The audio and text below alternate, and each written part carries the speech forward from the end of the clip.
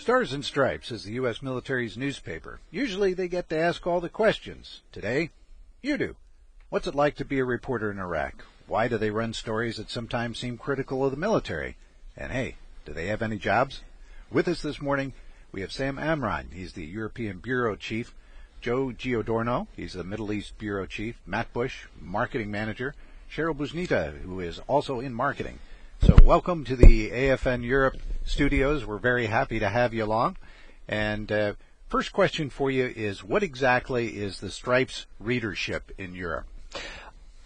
It's not an easy thing to answer, I guess, but we have the home subscriptions, and we also have the coin box sales from, just when you go and pick up, whether it's at the coin box or at the PX or things along those lines. So we print about, I think, and these are circulation numbers, about 20,000 papers a day in Europe. Is that right, Matt? Do you think that's right? And so I would say that but they also say that we have a pass-along rate. People pick up the newspaper and then take it out to the office and hand it out to the next couple of people, and so there could be another 4 or 5 people who read the paper after the person buys it. Mm-hmm. But the actual sales figures are around 20,000, I think. Okay, and you also have a version that's online, so you also have a certain number of people that go to your online paper, too. Do you have any idea about how many people that is? Yeah, that's about, let's see, I guess it's about 300,000 unique visitors a month. Okay. Now, Sam Amran, you're the European Bureau Chief. What's a European Bureau Chief? I'm in charge of all of the editors and the reporters in Europe, the ones from England, Italy, Germany, and all the editors who sit in Griesheim and at the headquarters in Griesheim. And so it's my job to collect what each of our reporters is doing each morning, decide what I want to put in the newspaper that day, and make sure that we get it in the paper and make sure that everything's as accurate as it can be whenever and we meet our deadlines. Okay, and I suppose with you, Joe, as the Middle East Bureau Chief, you do the same thing, but it's the Middle East. Yeah, it's a little bit more of a challenge. We've got anywhere between, at any time, about 3 to 6 reporters downrange. Some of those people, that's their permanent job. They cover Iraq, they cover Afghanistan. They spend 10 weeks roughly embedded with units, and then they'll come out for a little bit of a break. But we've also got the reporters who are in the regular bureaus in Europe, and they'll go down maybe once a year, once every year and a half. Generally, if we can, we'll try to get them to cover their home base units. For example, the 173rd guys, we've got our reporter from Italy who's just about to go down and join them in Afghanistan. Okay. And Matt, you're the marketing manager. What do you market? Stars and Stripes. We do a lot, actually, to stimulate readership. We do reader promotions and reader contests quite regularly. We do a lot to promote our $1 home delivery offer, our subscription offer, stimulate single copy sales, and also we do a lot, we work with you folks a lot, to promote some of our special sections like Welcome to Europe, or our special publications like Welcome to Europe Guide, or our Road Guide that comes out every summer. And so, Cheryl, do you arm wrestle with Matt to determine who does what in the marketing side? Well, pretty much every day. I feel like I'm trained up for it. Well, the beauty of our Stars and Stripes open line today is you get to ask your questions live to the experts. The numbers to call, DSN 389-4595. Again, that's DSN 389-4595. If you're calling a civilian number, that number is 0621-46085. 595. I'll repeat that, 0621-46085 595. And also, we're on TV. Yeah. This show is being telecast on the AFN channel guide. That's channel 7 on your PowerView receiver. We've already received in several questions by email. I'm going to turn to the first one here.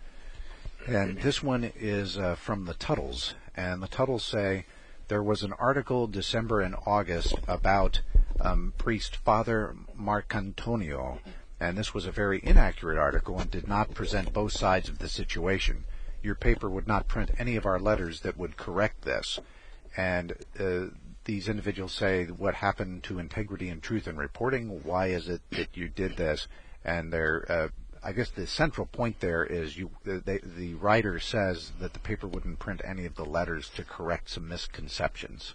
So, Sam, would you like to take that one? Yeah, thankfully you gave us a heads up on this one before we got here, and so we were able to call into the letters editor, and I asked her if she could shine a little light on this situation as well. And as she had said, and I couldn't recall either, that we could not recall that we got any letters, that we received any letters to say, to correct this situation, or that mentioned that this was an inaccurate article. I do recall that we received a call from someone in the States who thought that the letter or the article wasn't accurate because we didn't actually say that the father that he was a priest. But in terms of actual letters that to present their side of the situation, we couldn't recall any of those letters coming in to us. So I don't know exactly what happened. My only guess would be that if somebody sent a letter, they did not send it to our letters email address. That would, or it didn't get to us in the mail, one or the other.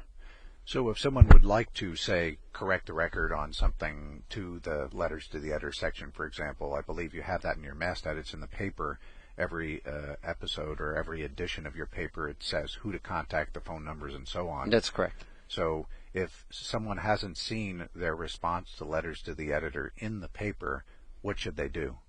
They could just simply pick up the phone and give us a call, and any of the numbers that you can see in the newspaper, or write back to the letters to the editor or to one of the editors, and we'll get back to them. Yeah, if I could just add one thing. Our letters editor, anytime that we do receive a letter, she does contact this person just to make sure that this is the person that actually wrote it and confirms it. So if you have sent in a letter and you don't hear back from our editor in a reasonable amount of time, then, you can assume that maybe she didn't see it or we didn't receive it. Okay. And another thing to add to that is that we don't print every letter. I mean, we do take a look at them and make sure that there are reasons that we wouldn't print a letter. Very few reasons, though, that we wouldn't print a letter. But there are other times when we receive something, and instead of running it to the letter as a letter, we think that maybe it's a story that we can put in the newspaper. So we'll take that information, try to contact the person, and turn that into a story. And a great example of that was a gentleman up in Spangdahlem who wrote to us asking about why civilians, local hires, as they call them, the non-appropriated funds, folks weren't receiving post allowance. And we had received that letter. We put one of our reporters on it, and turned out that he had a very good point. The DOD turned around and changed that policy and started giving these civilians post allowance, which is a big deal to them. Well, with the letters to the editor section, it seems to be a sounding board for what people are thinking and feeling throughout Europe. But why don't you, say, when an issue comes up, contact the organization that the letter is all about and get their side of it before you put the letter to the editor out there?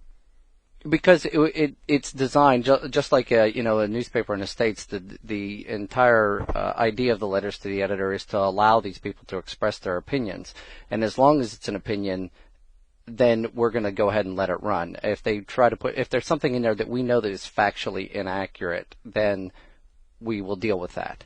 But if somebody wants to say that, they weren't happy about the something that a service that they received at the PX or something along those lines, those are opinions, and we want to let the opinions flow.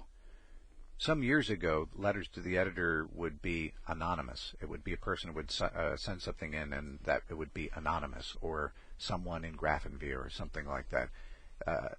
Now, it always has to be a person's name. Why is that?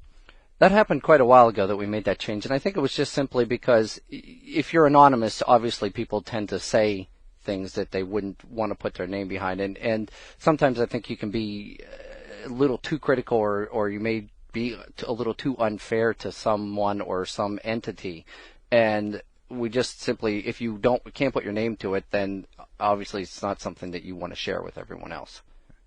What advantages does Stars and Stripes have over AFN? How's that for a question? Joe? Sure. Well, I think the biggest thing, it's our goal to be independent, to be objective. We can tell every side of the story that we're, wherever the story leads, we're going to follow it. No offense to AFN, but I know that there is, a bit of, it's a command information system, and we're not. We are serving our readers, and, we're going to follow their story wherever that story goes. So. Well, personally, I find one advantage that Stripes has over AFN is rolled up. You guys make a spiffy fly swatter. I just want you to know. There still are some people that actually enjoy reading a physical newspaper every morning, which, it's great. And I think the other advantage that we have is that, on television or on the radio, you have only a certain amount of time, a small amount of time to try to get a story across, where we can take 15, 20 inches and try to get a little more in-depth and get a little more detail into the story and get a few more comments into a story than I think you probably can in a, 2-minute spot. Well, and quite seriously, there are some fundamental differences between the charter of Stars and Stripes and AFN. For example, in your rules and your regulations, you say you may do investigative reporting. Our rules say we may not. But what are your guidelines and rules as far as when you do investigative reporting? What are your boundaries? Where can you start and where can you end? I don't know that there are any boundaries per se. I guess the biggest thing is when it comes to our charter, the one thing that it says is that if there's an ongoing investigation, if the Army or CID has some sort of investigation going on, that we can't interfere with it.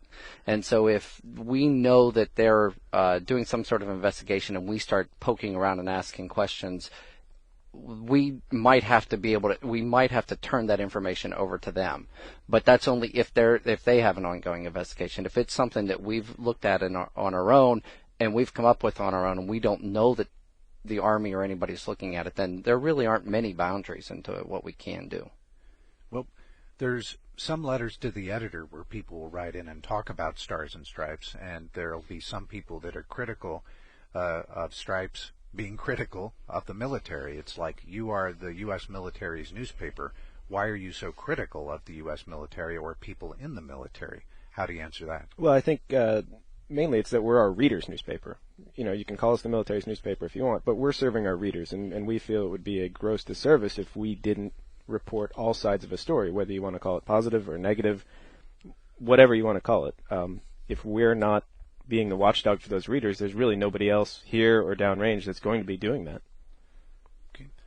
You can have your question answered by the experts from Stars and Stripes. The numbers to call, DSN 389-4595. That's from a military phone, DSN 389-4595. Civilian 0621-46085-595. I'll repeat that one, 0621-46085-595. So there have been some interesting stories that have broken in Stars and Stripes that have led to changes in military policy, both in Europe and worldwide. What are some of those recently that have come about? You want to talk about some of the downrange stuff?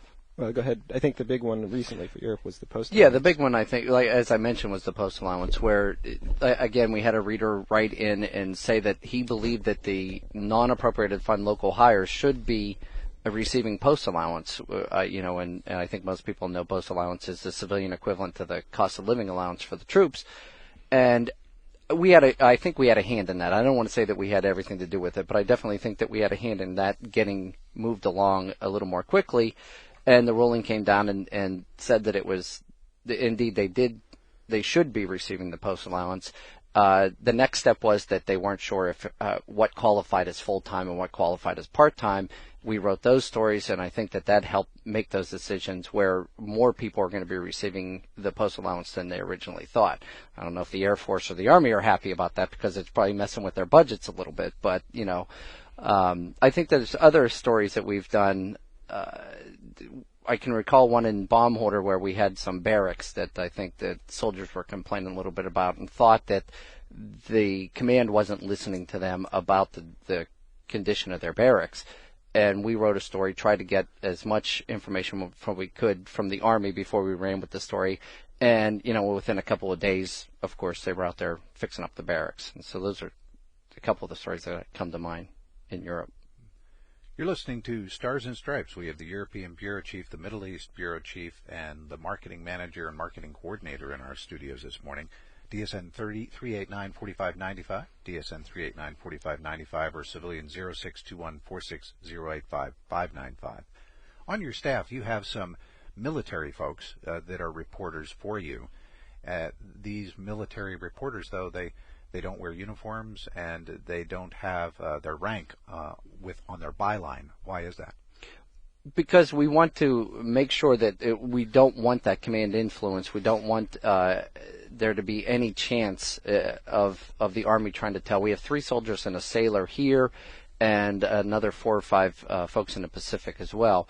And the last thing we would want is one of our reporters to come up and say, "I'm Sergeant so-and-so, and I'm working on this story," and to have a colonel turn around and say, "Sergeant, you really shouldn't be doing this," and put him in an awkward situation where he may feel that the Army or someone is trying to influence what he's reporting.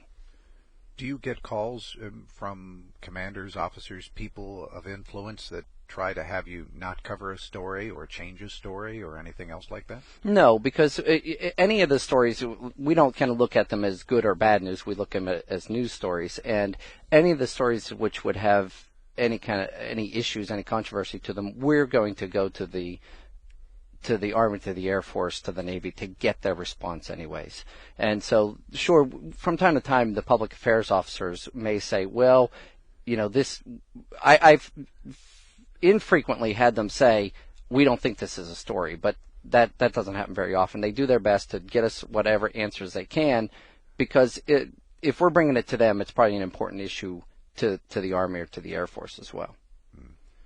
Well, when it comes to Stars and Stripes and your reporters, you'll have some people that are in Naples, some that are here in Europe, some that are in the Pacific, some that are in the States, and somehow all of you come together and come up with a paper that's distributed here in Europe. How does that work when you're in so many different places and the stories are coming from all over the world, and yet you come up with a paper that's here in Germany, Belgium, or Italy? How does that work? It's magic. I think we're amazed that it actually works every day as well, because you think about what we're doing, with Joe's reporters down in Afghanistan and Iraq, the reporters all over the place here. We're collecting all that information in a very small time frame, 6-7 hour time frame, reading those stories, getting them to our folks in Washington, D.C., who actually put the newspaper together. So when it comes to what's on the front page, what the headlines say, those decisions aren't made here. That's all done in our central office. Those people have a very small window to put the newspaper together. They ship it electronically back to our printing plants, whether it's in Baghdad or whether it's in Germany, whether it's in Rome. And then it has to be put on planes or trucks or however else to get this out to everyone. And you think about doing this every day, 365 days a year, it's really quite a feat. And you'll have, I'll notice sometimes here in central Germany, which is where our studio is located, there'll be an insert of stuff that's, say, German advertisements, and it's in German. So I imagine that that's something that, Matt Bush, I'll turn to you as the marketing director on that. Is that something that is only in papers in a certain geographical area that you have this particular insert?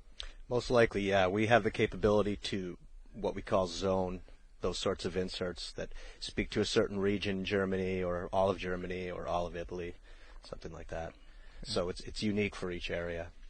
And to add on to that, we actually zone some of the pages in the newspaper as well, because we have the printing plants in different areas. We can the Mideast edition. If you go online, you can download the papers. The Mideast edition does not look like the Europe edition, or at least in the front page and maybe the first couple pages, because the folks back in D.C. again are putting together different editions in the newspaper.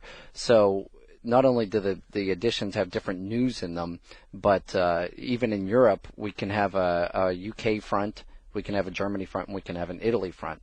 And the folks in Germany wouldn't notice. We have an Italy page that runs every Wednesday that only is delivered to the folks in Italy. You're listening to Sam Amrine. Just heard him there, the European Bureau Chief of Stars and Stripes. Joe Giordorno, the Middle East Bureau Chief, Matt Bush, Marketing Manager, and Cheryl Bujnita, the Marketing Coordinator. Call in your questions to DSN 389-4595 or civilian 0621-460-8595. I'm your host, George Smith, here in the AFN studios in Mannheim, Germany. One more thing, if you'd like to email us a question, open line, one word, at afne.army.mil. Well, we talked a little bit about the online version of the paper. Why do you do that? Why do you have an online version? Because not everybody, we cannot deliver the newspaper to everyone, especially people on the ships, that are down in the Gulf. There's no way to get a newspaper to them. Or maybe in some of the far out bases in Iraq or Afghanistan, we can't necessarily get it to them. So you can go online, you can go to estripes.osd.mil and download it for free right there and just pull it up and read it, as well as the states. We get quite a few people. The traffic that comes from the website we have found, I think 60 to 65% of the website traffic are folks in the states who I think are trying to keep in touch or find out what's happening with their loved ones here. And so they can go on to the website and download it as well. Yeah, there's a significant readership that looks at our downrange coverage. I mean, you've got a lot of communities that we don't traditionally cover. They're coming out of Fort Benning, they're coming out of Texas, or whatever they might be. And this is how their families are going to read about them. I mean, they know that every day we're going to have something about what's going on in Iraq and Afghanistan. It's going to focus on the soldiers. It's going to focus on the Marines who are down there. And, they can find that online. So we certainly get a lot of feedback from readers in the States. Our reporters often get emails from family members just quickly saying, I thank you for doing this article, and we can't really find it anywhere else. Sam Giordano, the Middle East Bureau Chief. Sam, or rather, Joe, how does it work with your downrange reporters? Sure. It's something hard for me to comprehend, but what's it like to be a war correspondent, someone who's in Iraq, Afghanistan, moving out with the troops and telling their story down there? Sure. I mean, I think that's at the essence of what Stripes does. We're trying to tell these guys' stories. We're with the troops every day. For a couple of reasons, what happens is the reporters are always embedded. One, it's a safety issue. Like everybody else, we used to be, in the Palestine Hotel in Baghdad and sort of running around with drivers and translators and reporting from the ground. When the situation worsened, the decision was made to be embedded all the time. And to us, that works as an advantage. We're now living, sleeping, eating in the same places as our readers, telling their stories and really experiencing what they're experiencing. That said, the danger is the same that our reporters face, that any service member faces downrange. It's a challenge. It really is a challenge. Are those reporters volunteers? How does that work? Is it a short straw, or how? No, we have right now a staff that is dedicated. My reporters, I have 3 right now that are, they applied specifically to cover the wars in Iraq and Afghanistan, also, Kuwait, Bahrain, some of those other areas. They specifically wanted to do that. And then the rest of the reporters in Europe, in the Pacific, they also go downrange, like I said, maybe once every year or year and a half, and they love it. They're following their troops and covering their people. It's a very interesting subject. Joe Giordano, Middle East Bureau Chief. We'll go back with that subject just a moment. We have our first caller of the morning, Dave from Stuttgart. Good morning, Dave. How are you? Oh, hey, Dave, before I forget, if you turn down your radio, you won't hear that echo, and you can just hear your answer right here on the phone. Yes, sir. Okay, your question. I believe it has something to do with investigative reporting. Yes, sir. I've been listening this morning, so I did hear the comments about continuing investigation. They don't want to interfere with continuing investigation. But as they know, and everybody that's embedded knows, that you don't always have the opportunity to read the newspaper. And my question is, I was very much interested because I was stationed in Schweinfurt. The person that took the weapon off post, I never got to hear whatever happened to that, because at the time I was stationed in Schweinfurt, if something like that would have happened, a lot of heads would have rolled, which would have been very interesting to me, because when I was there, we weren't allowed to even leave post if a weapon was not in the arms rooms, and the arms room sergeant was the one that was decided could we leave post or not. So your question is, well, what's the end? What happened to that? Yeah. Okay, thank you very much. Stay on the phone. And thank you very much. Okay, thanks. It's a good question, and that's we've been trying to follow the story, and we don't have an answer to it either. We've been asking the Army and the German police and trying to make sure there is an investigation out there that's being done. I think it might be finished, though we haven't gotten the response from the Army yet on what that investigation was. But we press them, and from time to time we put a little story in the paper just saying we're still waiting for the answers. And it is a good question, and we do our best to try to follow these situations because people want to know the answers to these. Thank you very much. You're welcome. Thank you for your call. Call us at DSN 389-4595, DSN 389-4595. Ask your question. Hey, Stripes ask the questions usually. This is your chance. You can put them on the spot. Civilian 0621-46085-595, our civilian number. And if you'd like to do it by email, one word, open line, at afne.army.mil. We were talking, Joe, just right before that caller, about reporting downrange. Mm-hmm. Do your reporters get any extra money for being in a hazardous fire zone? Actually, yeah, there is a little hazardous duty pay, if you will. I think it's maybe a quarter of the pay or something. Yeah, sure, but it's I think I don't want to sound too hokey, but I think the reward for them is being literally where the action is and being on the ground with. You mentioned you do have some military reporters on your staff. Would that be a beat that normally they would cover? Yeah, they follow in those rotations as well. They'll follow, whether units from their own base are deploying or just in a schedule that we've built in. Anybody from the Marine that we have working for us on Okinawa to, the Air Force photographer who's in Ramstein right now, he is with a unit in Baghdad. So, yep, absolutely, they go as well. With your reporters, how do public affairs officers and commanders view your reporters? Do they view you as internal media? Do they regard you as external media? How do they fit you into the total mix? Sure, yeah. I think in the eyes of the military, I think we fall somewhere in between. I mean, first of all, our reporters follow the same ground rules as any other media organization. So on the face of it, we're treated just like the New York Times, the Washington Post, USA Today, whoever it is. We follow the same ground rules, if you will, that any of those reporters do. On the other hand, our readers know that we are the only newspaper that they're seeing every day downrange. They can hold our paper in their hands. They know that when one of our reporters is writing a story, the next day that paper with that story is going to be in their hands. And so, I think they do treat us a little differently because they know that we're on the ground with them all the time. And I also think that they realize, both downrange and in Europe, that there are a lot of stories that are in our newspaper that if we did not cover, they wouldn't get covered. There would whether it's maybe not the gas prices, but something along those lines, where if we're not putting it in the paper, if it's not going to be read, it's not going to be given to the soldiers anywhere else. Some years ago, there was discussion of doing away with Stars and Stripes and having USA Today or a version of it overseas. And I know that was before your time, but has there been any discussions of? Well, there are always discussions. There's discussions at AFN. There's discussions at Stars and Stripes of, do we need Stars and Stripes? Do we need AFN? Have you heard those discussions? And if so, what have they said?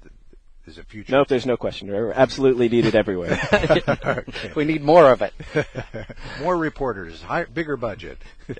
Well, that leads to another interesting question to me, is that Stars and Stripes charges for its paper. You charge for advertising. You download photos online. It costs money. Advertisers, if they are in Stripes, have to pay for it. And so how does this all work? Are you a for-profit organization, or how does this whole money thing work? Matt? Well, we're a non-appropriated fund organization, which means we do have to earn our own way. The best way that I can understand it, and the best way I do understand it is, or the best way I can explain it is, we receive a subsidy of appropriated funds, which helps us with daily operations around the globe. But we're charged with earning our own way through selling the newspaper, selling subscriptions, through advertising, through the photos, and other revenue earners like that. And those funds are really, they just help us also with daily operations. We're not a for-profit company. We don't take something home. We don't police stockholders and answer to stockholders. We're also funded downrange, and Joe, maybe you have a little bit more to say on it, through contingency funding, which is funding related specifically to operations in Iraq and Afghanistan. Our papers are free in war zones downrange. Yeah, because if you think about it, no newspaper in their right mind would attempt to do what we do in terms of trying to get the newspaper out to everyone. The cost of delivering a newspaper to Iraq every day is astronomical, I'm sure. And if we didn't get that help, we wouldn't be able to do it, and no other newspaper in the world would be able to do it either. Exactly. Our mission is to get the news and information to people overseas, wherever they may be, the best way that we know how. The free downloads on the web is one example of it. Yeah, we deliver all over the place in Europe, which a normal newspaper could not do. There's some changes being contemplated with the look of Stars and Stripes, and we have some other things we're going to talk about shortly. A note to our stations down the line, we're going to just take a little break right now, and you're listening to a live radio call-in show on Stars and Stripes with the European Bureau Chief, Middle East Bureau Chief, Marketing Manager, and Coordinator. Be back in just a moment.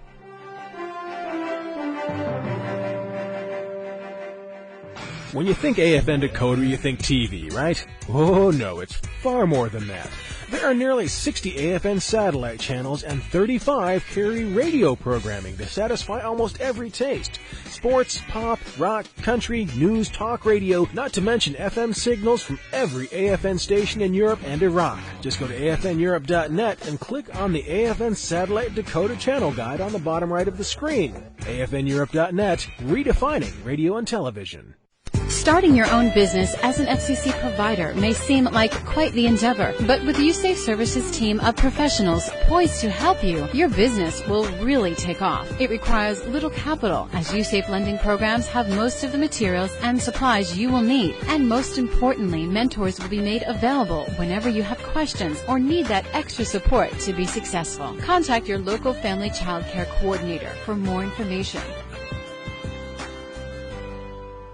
DoD contracting is going paperless, and so is U.S. Army Europe. A cornerstone of this important initiative is a new system called Wide Area Workflow, or WAF. WAF speeds up payments and reduces cost. If you inspect or accept goods or services for USERA, self-register at the WAF site today. That's https://wawf.eb.mil. Or just enter WAWF in your search engine or call DSN 375-5019.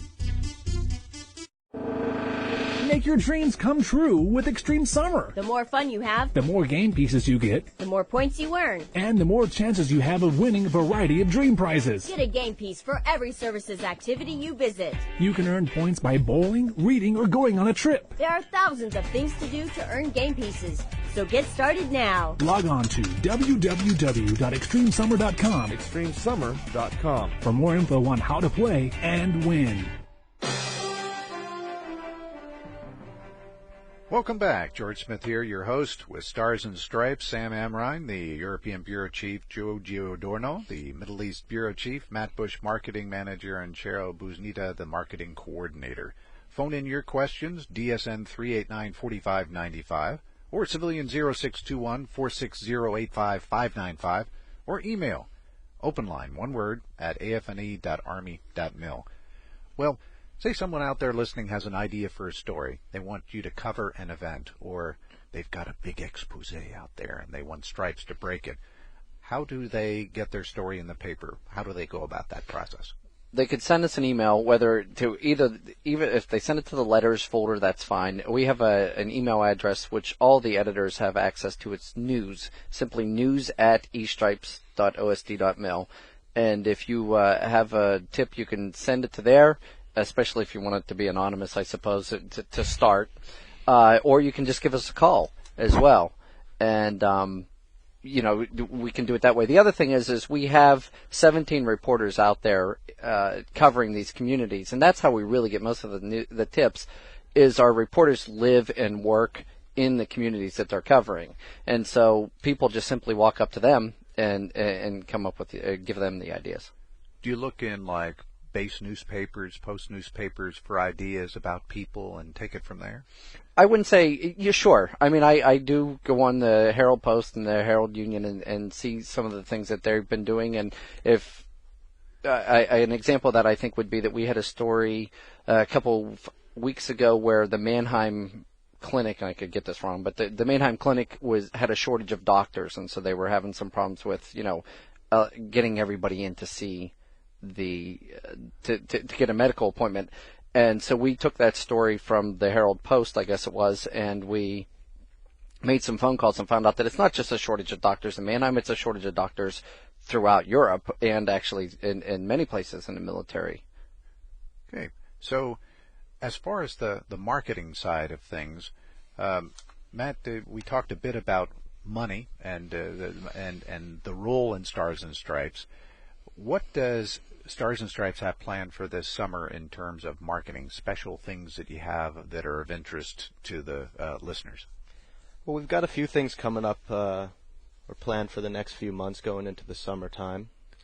A couple interesting publications we've got coming up the first one would be the Dodds Europe graduation special section. We do one of these every year to honor the graduating class from Dodds Europe. This year it publishes on June 6th, and it's going to be a pretty cool section. We've also part of the content of this publication is actually provided by parents and family and the graduating seniors themselves through our photo sharing site called Spotted, which hopefully some of you have heard of. So that publishes on June 6th. Families of graduating seniors can put a message into this publication or a photo of their graduating senior. You can send us an email at graduation@estripes.osd.mil. The deadline is the 23rd, so there's only a couple days left for that. And again, that publishes on June 6th. Something else we're looking forward to this summer is our annual road guide. We do these every year, and this is kind of it's beneficial for newcomers, but beneficial for folks who have been here for a while too. It's rules and regulations on driving in Europe. We do a unique one of these for Germany, a unique one for Italy, and new for 2008, we're doing one for the UK as well. And I think it's going to be the timing with this new fuel card program and everything. It's going to be something good for everyone.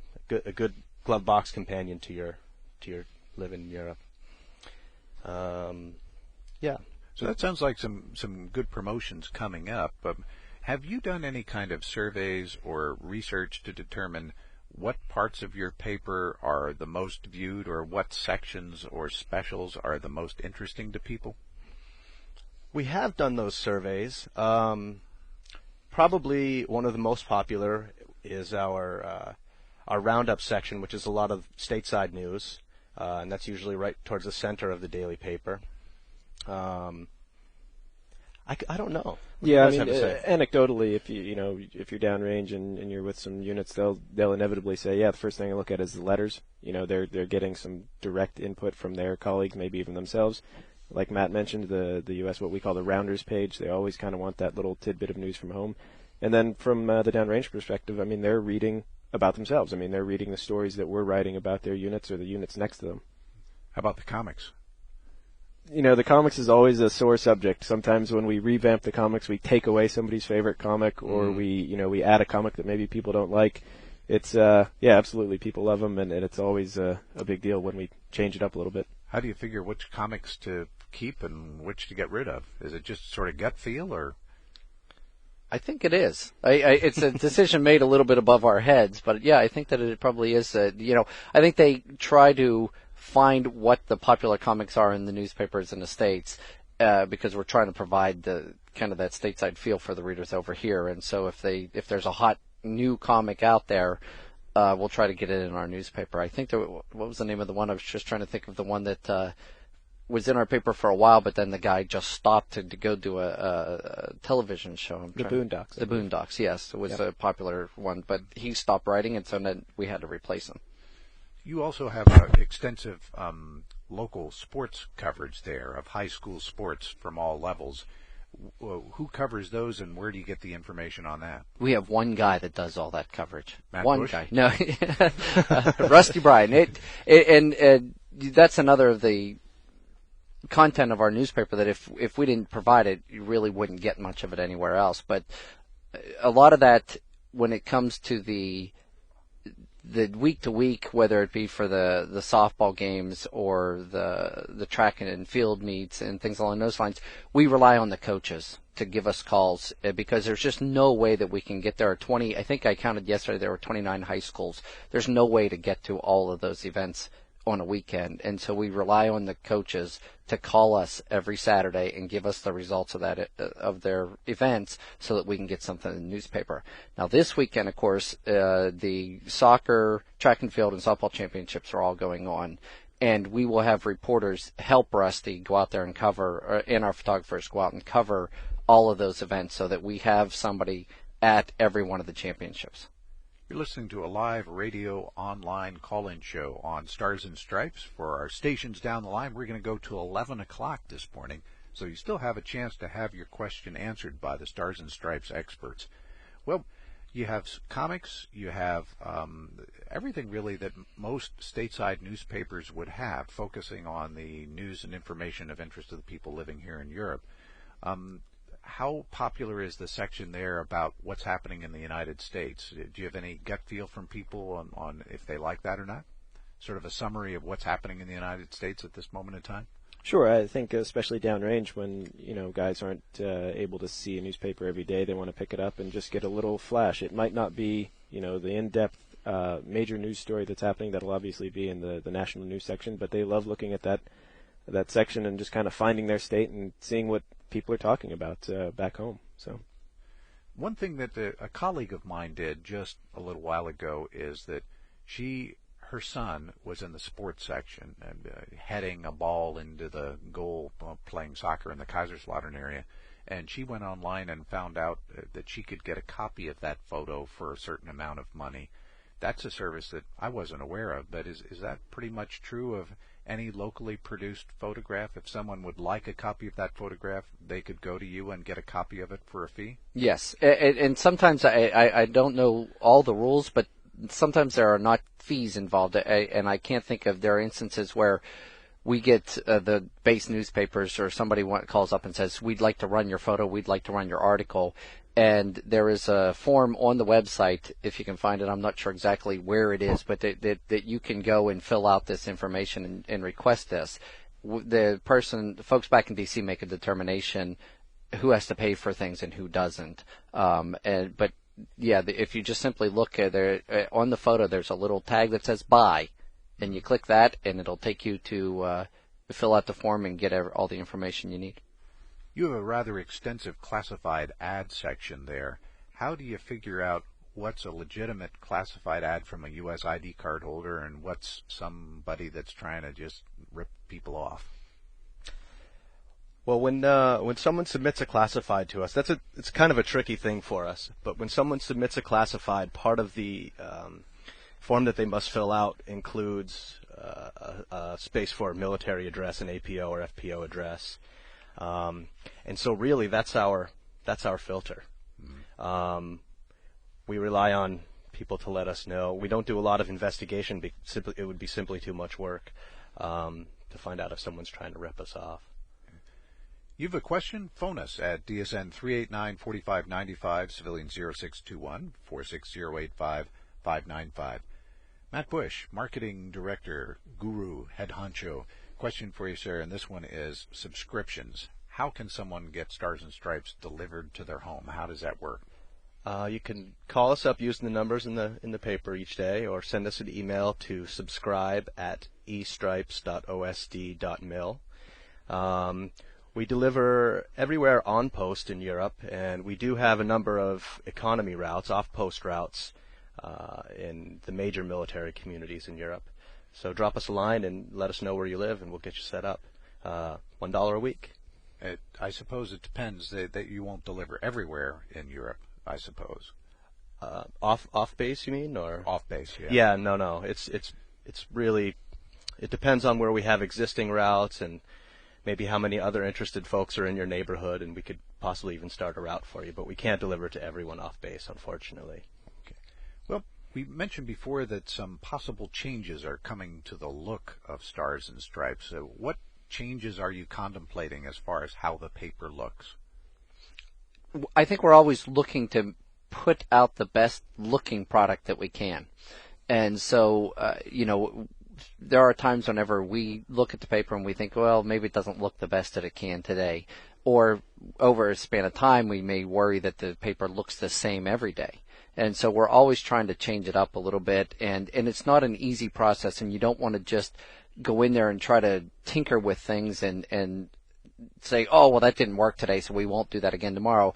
We do a lot of research, and they spend a lot of time trying to decide what looks the best before we'll make one big change at some point to say, here's the new look of the newspaper. Let us know what you think. Sure. And we are undergoing a transformation right now. I mean, we're in a new editing and layout system. As Sam mentioned back in Washington, where they lay out the paper, they're learning a brand new system, which has been updated from what we'd been using for a while. And so if you've noticed in the paper, maybe over the past couple of weeks, there are some small mistakes, either in the layout or the printing of it. That's one of the reasons why, is that we're all trying to adjust to this, and hopefully it does end up with a better look to the paper.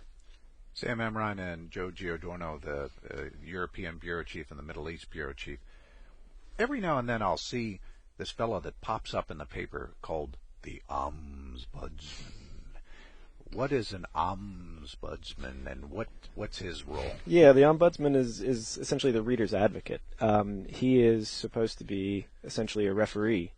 He can look at the paper, he can criticize us. If somebody writes in and says, look, I do think that this story was unfair, it was unbalanced, you didn't tell the side of it, our ombudsman, Dave Mazzarella, a very respected guy, he'll look at it, and if he finds that the newspaper could have done better, he'll say that, and he'll put it in print.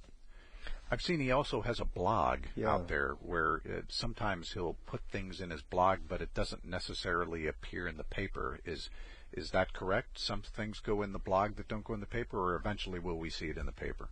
He does write columns that go directly in the paper, but yeah, you're right. The blogs, and we have several on there now, sports blogs, travel blogs, and Dave's blog.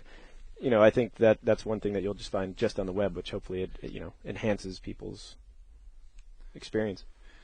As editors and as newspaper people, you decide, I think this is one of the biggest things, what goes in the paper, what doesn't go in the paper. And the same goes with editorials. There's a whole bunch of opinion out there in the United States, and you decide what opinion gets in your paper and what doesn't. How do you ensure that the editorials chosen are fair and balanced? Sure. I think that's one of the restrictions that we do have, is that we don't write our own editorials. You'll notice that, papers in the States, they'll have an editorial board, they'll write editorials, and then they'll put in columnists. We don't do that, just the same as we're not allowed to endorse candidates, for example, in an election. So it's a really challenging job to find a balance of all opinions. If you look, we added one of the comic strips at the bottom there. We had Doonesbury, which is a little bit left, if you will. So they've tried to add a complementing comic that would balance that out every day. I think a great example is if you look, I believe it's Monday, where, side by side we'll run the Ann Coulter column and the Ariana Huffington column, and I don't think you could find two people that are on the different side of many issues, and I think people enjoy that. You can read that one for one opinion and then just move your eyes over a little bit and read the other side of it. And people enjoy it because we get the letters to the editor from the person saying, Ann Coulter's a nutbag. Why are you letting this woman write? And then the next person will say, she's the greatest thing. Why are you letting Ariana Huffington write? And so I think it serves our readership quite well to see both sides. And really, isn't that the key, is that everyone has different feelings, beliefs, opinions, and you put a letter to the editor in today and saying this, and then tomorrow someone else contradicts them and says, no, you're all completely wrong, and it's like a community graffiti almost of sorts, is that everyone gets their voice heard eventually. Absolutely. You're listening to a live radio call-in show on Stars and Stripes, and you're listening right now to four people from Stars and Stripes: Sam Amrine, the European Bureau Chief; Joe Giordano, the Middle East Bureau Chief; Matt Bush, Marketing Manager; and Cheryl Buznita, the Marketing Coordinator. You may phone in your question at DSN 389-4595, DSN 389-4595, or civilian 0621-460-8595. And we have just about 5 minutes left in the show. We had an emailed question about, is Stripes required to balance its political coverage? Yeah, and I think we do we do our best to do that. Right now, it may not seem that way because, in the States, it's quite clear that the Democratic race is much more interesting. They're still up in the air. We have Obama and Clinton still fighting it out there, and McCain's pretty much wrapped up the Republican side, and so it may not seem as balanced at the moment, but that's where the news is, and so. And that's another thing that, the folks, the editors in D.C. are making those decisions and looking and doing their best to put as much of this coverage in the paper as they can and keep it balanced. A marketing question, Matt.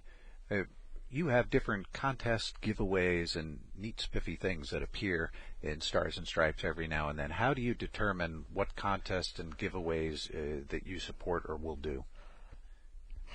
Well, it could depend on a particular publication or a particular aspect of Stars and Stripes that we're trying to promote. For example, we've got coming up in the next couple weeks a military golf section, and along with that golf section will be a golf contest. We did it last year, which our readers can win season's pass to the military golf course of their choice. So that kind of, if we've got a special section, we might try to do a promotion tied in with that to give it a little extra push and a little extra visibility. Sometimes we also work with some of our advertisers that might have some neat prizes to give away and things like that, and we work together to try to make something good out of it that our readers can enjoy. So we're rapidly running out of time on this call-in show, but Stars and Stripes is affected by the transformation of forces in Europe, just like any military unit. And right now you're going to be moving to Kleberkaserne in Kaiserslautern after more than 65 years in Darmstadt. How's that going? It's going. Yeah, I mean, I think we're still waiting for our building to be finished at Kleber, but the plan is that we're going to shut down operations on July 31st in Griesheim and open up operations in Kaiserslautern on August 1st. I'm sure we'll get there, and right now there's a lot of us that our time is not only all of our free time is taken up looking for places to live in Kaiserslautern, and so, but I don't think that the readers will see any difference. I mean, because you won't even notice that we've moved, other than maybe our phone numbers will change. No, I think the phone numbers will even stay the same. Well, see, it's even better, so they won't notice at all. Yeah, the plan is it'll be a phased transition, and it should be transparent to everyone on the outside, while everybody inside is going nuts. Nuttier. Yeah, exactly. Got another emailed question, and this one we touched on a little bit earlier in the show, but would just like to ask it as is. Does Stars and Stripes embed its reporters with specific military units? Yep, absolutely. Like I said, all of our reporters right now are embedded in Iraq and Afghanistan. And just a little background on kind of how we determine how that is. You know, we'll look at where the important areas are in Iraq and Afghanistan. We'll try to cover the big issues that are happening in the moment. But on the flip side, if we know that there are home-based units from Europe or Pacific that we have as regular readerships, we'll make every effort, that we can to work in rotations with those units so that we're getting hometown news back to the people here. When you're embedded with those units, what kind of review procedures are there? I mean, that's on the fly, certainly classified information that you might encounter. Do they clear your stories before they're released? No, absolutely not. As I mentioned before, there are embed ground rules that every news organization follows if they want to report with the U.S. military. It does cover things like, keeping certain information about future operations out of the paper. There are some restrictions on, for example, photos of detainees or photos of casualties, and we follow those just as any other news organization does. That said, I think, if you see it in the paper, you're going to see what that experience is for these troops. Good, bad, ugly, whatever it is, it's going to be there for you.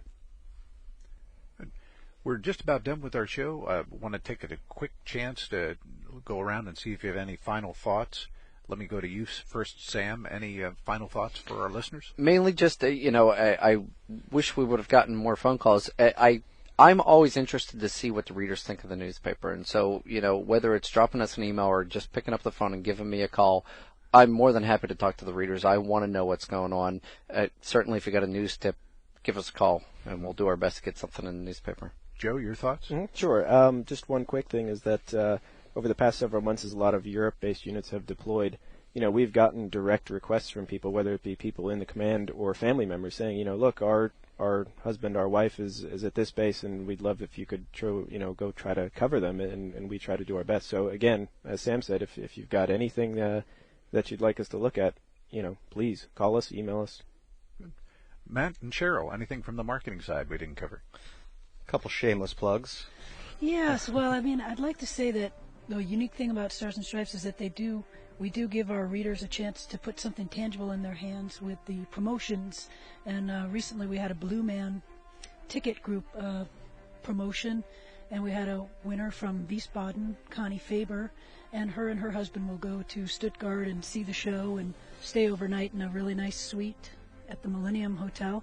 And it's those types of things that we provide for our readers, and we look forward to them participating in more of our stuff. Thank you for joining us, Stars and Stripes. I'm your host, George Smith. News is next Have a good morning.